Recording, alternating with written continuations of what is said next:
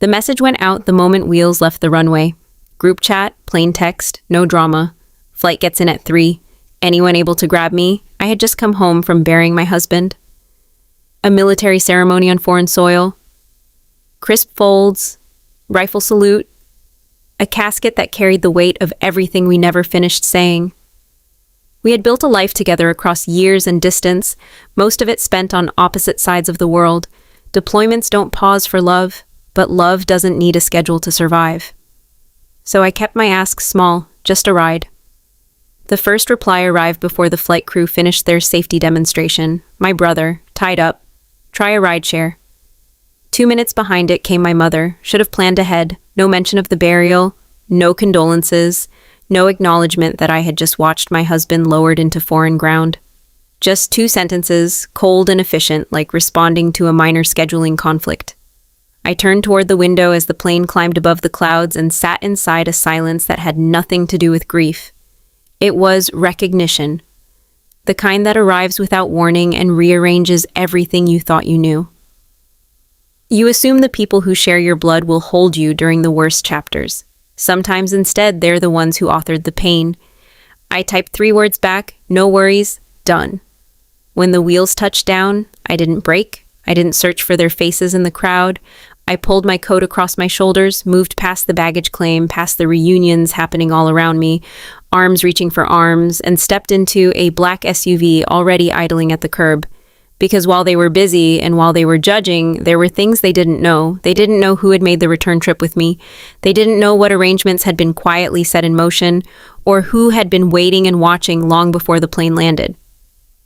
That evening, I said nothing publicly, not a single post, not a forwarded message, nothing. But when the 9 o'clock broadcast began and their screens lit up with the local news, I already knew what they were about to see. The anchor delivered it with that practiced composure trained for both sorrow and triumph.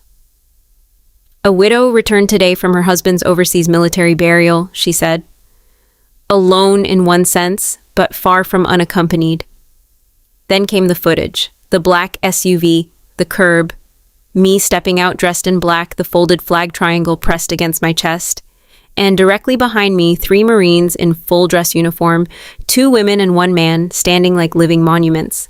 They didn't just walk beside me. They formed a wall, shoulders back, chins level, the kind of posture that says without words, she is not without protection.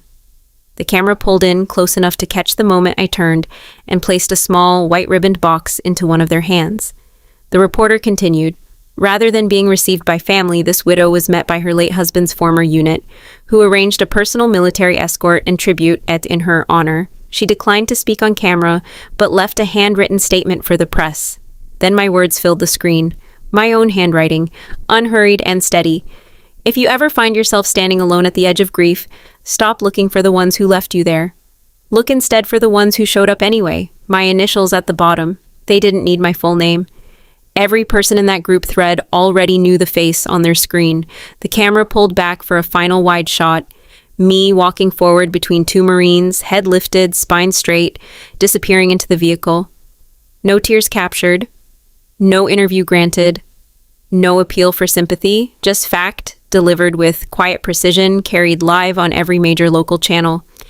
And in living rooms around the city, in my mother's kitchen, in my brother's apartment, something clattered. Something was set down, and the silence that followed was not peaceful. It was the sound of a story beginning to shift.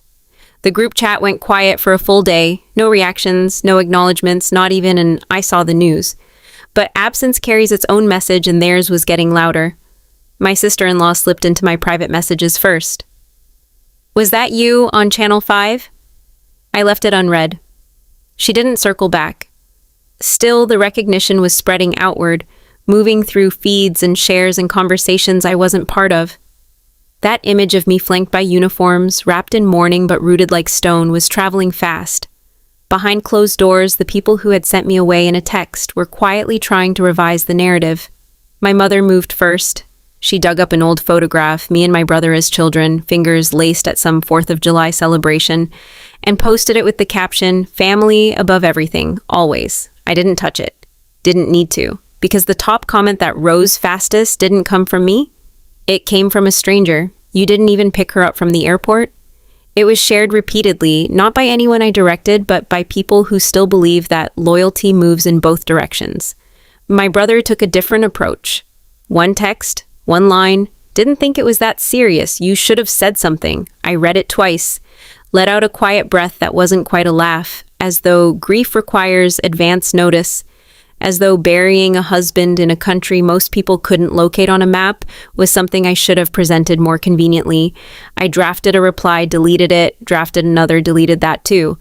What I finally sent was simply, "You made your choice. So did I." No heat behind it, no punctuation reaching for emphasis, just reflection held up like a mirror. And I didn't need to add anything more because the news station had already reached out asking if I'd be willing to speak. Not just appear, speak. I hadn't planned to. Silence had felt like the cleaner option. But silence sometimes becomes a shelter for the people who cause the wound. So when the producer called a second time and asked if I'd share a widow's perspective, I said yes. Not for attention, not for sympathy, for the record. The interview happened in a small studio. Minimal lighting, a single camera, a microphone, and an anchor across from me whose eyes were steady and kind. His first question was measured and careful. "What happened when you landed?" I took a breath and gave him the sentence I had been carrying in my chest since the tarmac. I buried my husband with full honors and came home to silence. The room went still. The camera operator stopped adjusting his angle. I walked them through it, the simple text, the 2 replies that arrived before I reached altitude, the absence of anyone waiting at arrivals, and then the presence of people in uniform who understood without being asked what it means to show up. I didn't say their names, I didn't position it as payback, but I did say plainly, blood relation doesn't make someone family, showing up does. The segment aired that evening during prime time, 6 minutes, one voice, no score underneath it, no cutaway footage, no theatrical framing, just me, present and unadorned. The response moved quickly. Messages came from strangers, veterans, and widows, and people who had also come home to empty parking lots and quiet houses. But the silence on the group chat remained its own kind of answer. My mother removed herself without explanation. My brother quietly renamed the thread from something warm to something generic. And I archived it without ceremony because once someone has left you stranded in your lowest hour, you stop lobbying for them to grow into who they always should have been. What began as one broadcast became something else entirely. A handwritten letter arrived with no return address. Inside it said, "I saw you on the news. My husband didn't come home either. You made me feel like someone understood." Then came the veteran community shares. A Gold Star Mothers page reposted the full segment. A network for military spouses reached out offering things I hadn't known I needed, flowers, company, space to not be alone.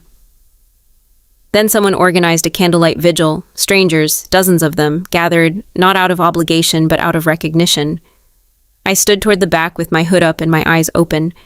They weren't only mourning alongside me. They were standing in place of everyone who hadn't. A girl no older than 16 sang something soft and unaccompanied, her voice catching on a single line about carrying someone home. I came very close to losing my composure. What steadied me was a figure on the edge of the crowd. My brother, hands buried in his coat pockets, head angled toward the ground. He said nothing. He didn't cross the distance between us. But he watched all of it, the strangers, the candles, the way a community gathered around what his own family had stepped away from. The following morning, he sent one line, "Didn't think it would get this big." I sat with that for a moment before typing back, "That's the thing about grief. It either closes people off or opens something up. You chose your side." He didn't reply. That was all right. This story had already moved past needing his response. It belonged now to the people who whispered me too when they watched it. The ones who needed proof that you can carry yourself forward with dignity even when the people closest to you are standing still. Several weeks passed. The letters kept arriving. The flowers on the porch didn't stop either. But something inside me had turned a quiet corner. I didn't want to remain a story people forwarded. I wanted to build something with it. So I did. The name came first, the Welcome Project. A nonprofit built specifically for military spouses returning home alone.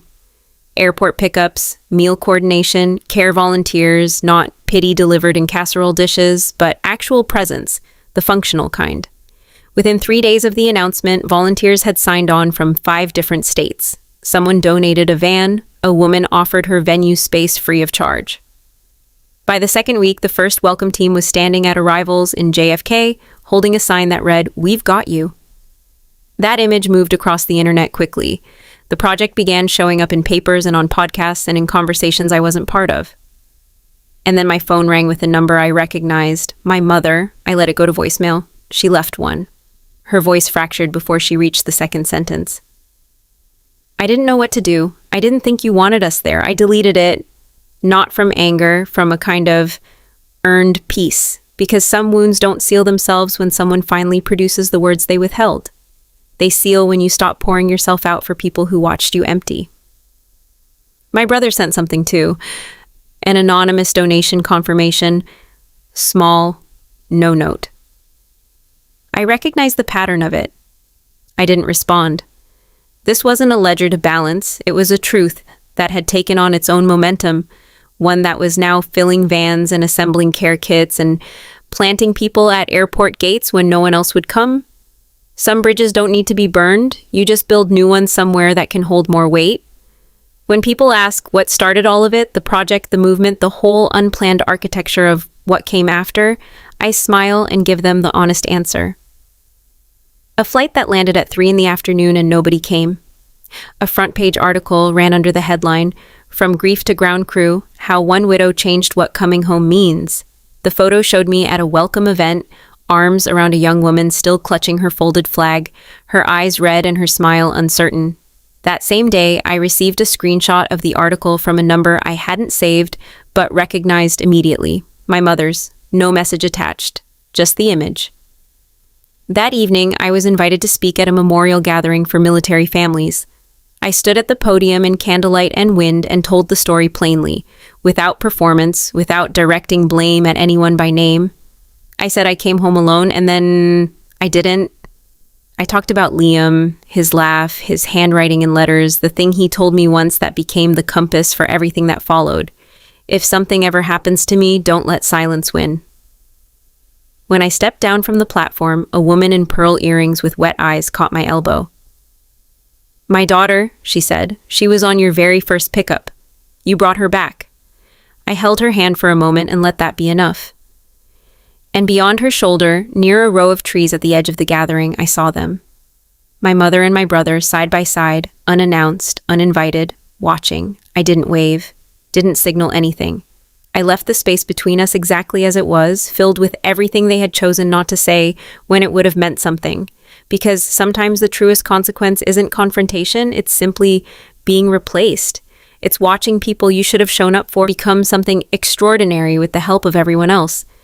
I used to believe that healing required a specific kind of moment, a phone call, a confession, a room where someone finally said what they should have said at the airport. It didn't arrive that way. It arrived quietly one evening while I stood alone in my kitchen folding a t-shirt into a care kit for a widow I had never met. The house was still, no unread threads waiting for me, no held breath wondering if someone would check in. Because I had become the person doing the checking. The doorbell rang, a volunteer dropping off supplies, a young couple, both formerly enlisted, recently married. She pulled me into a hug that assumed a familiarity we hadn't technically earned yet. But we had, not through history, through the particular language of people who know what it costs to come home and find the room empty. I never sent a follow-up to my mother's voicemail, never acknowledged my brother's donation, never unlocked that group chat again. Because some people bury you in the quiet they keep while you're struggling,